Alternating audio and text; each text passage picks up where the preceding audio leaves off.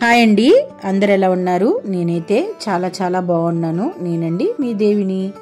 ఈరోజు ఆంధ్ర స్పైసీ ఫుడ్లో చేదు లేని కాకరకాయ వేపుడు అనమాట. రెసిపీ వచ్చేసి చాలా అంటే చాలా బాగుంటుందండి. ఈ కాకరకాయ వేపుడు అనేది చాలామంది చేదు అని తినరనమాట.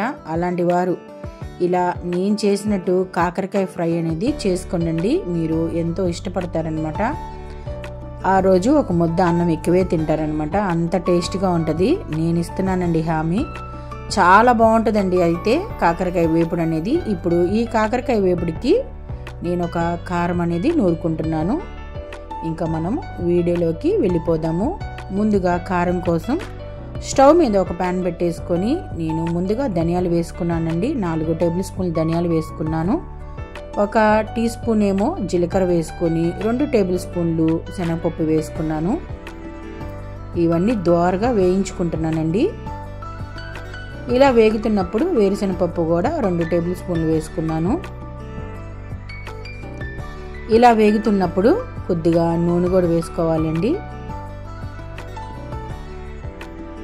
నూనె కూడా వేసుకొని ఇవన్నీ గోల్డెన్ బ్రౌన్ వచ్చేంత వరకు వేయించుకుందాము.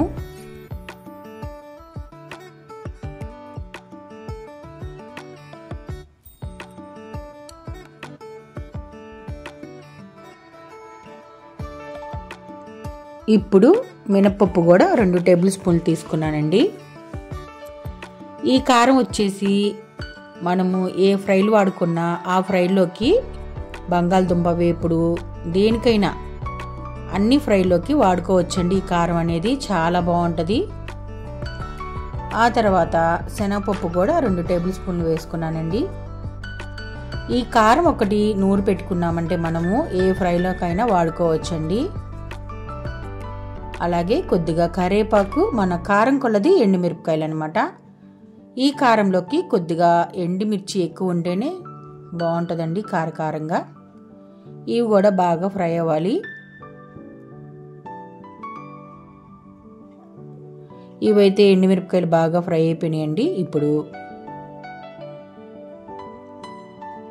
జీడిపప్పు కూడా వేసుకున్నాను.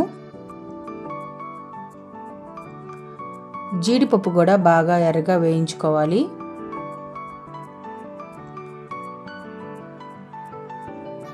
ఇప్పుడైతే నేను స్టవ్ ఆఫ్ చేసేసి ఎండు కొబ్బరి కూడా వేసుకున్నానండి. చిన్న ముక్కలుగా కట్ చేసుకున్నాను. ఆ తర్వాత వెల్లుల్లి, తగినంత ఉప్పు, కొద్దిగా చింతపండు, కొద్దిగా ఇంగువ, ఇవన్నీ చల్లారిన తర్వాత నేను మిక్సీ బౌల్లో వేసుకొని మెత్తగా పొడి అనేది చేసుకున్నాను అనమాట.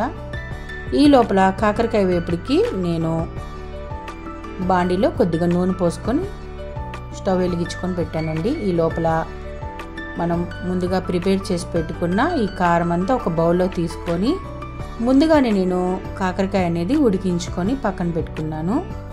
కాకరకాయ ఉడికేటప్పుడు కొద్దిగా పెరుగు, కొంచెం ఉప్పు, కొద్దిగా వాటర్ వేసి నేను ఉడికించుకొని పక్కన పెట్టుకున్నానండి. ఇప్పుడు ఈ కారం అంతా ఈ కాకరకాయలో పెట్టి నేను స్టఫ్ చేసుకుంటున్నాను. ఈ కారం మనం దోశ మీద కూడా చల్లుకొని తినొచ్చండి. చాలా బాగుంటుంది. ఇడ్లీలో కూడా బాగుంటుంది.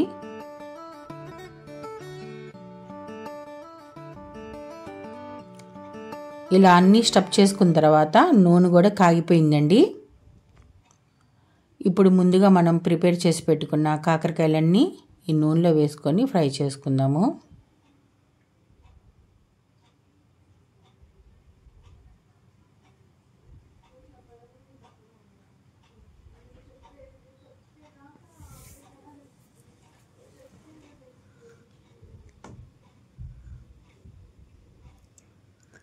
కాకరకాయలన్నీ ఇలా వేసేసానండి. ఇప్పుడు మూత పెట్టి కాసేపు మగ్గించుకుందాము.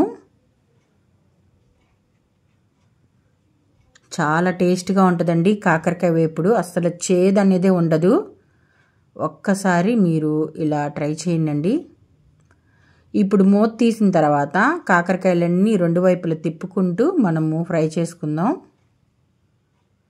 ఇలా అన్ని కాకరకాయలన్నీ తిప్పిన తర్వాత మళ్ళీ మూత పెట్టి మగ్గించుకుందామండి.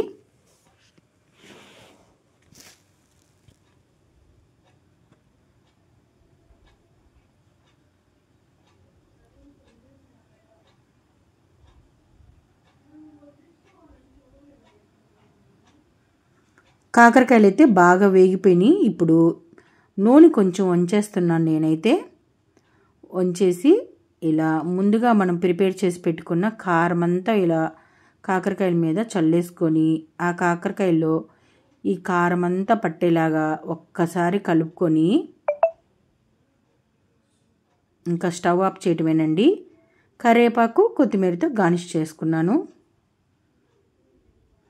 అంతేనండి, కాకరకాయ వేపుడైతే రెడీ అయిపోయింది. అస్సలు చేదనేదే ఉండదన్నమాట. తింటే అయితే మీరు వదిలిపెట్టరు. నేనైతే ఉత్త కాకరకాయలే తినేస్తాను. వేడి వేడి ఎన్నెలో ఇలా కాకరకాయ కలుపుకొని తింటా ఉంటే ఉంటుందండి. సూపర్ అంటే సూపర్గా ఉండిద్ది.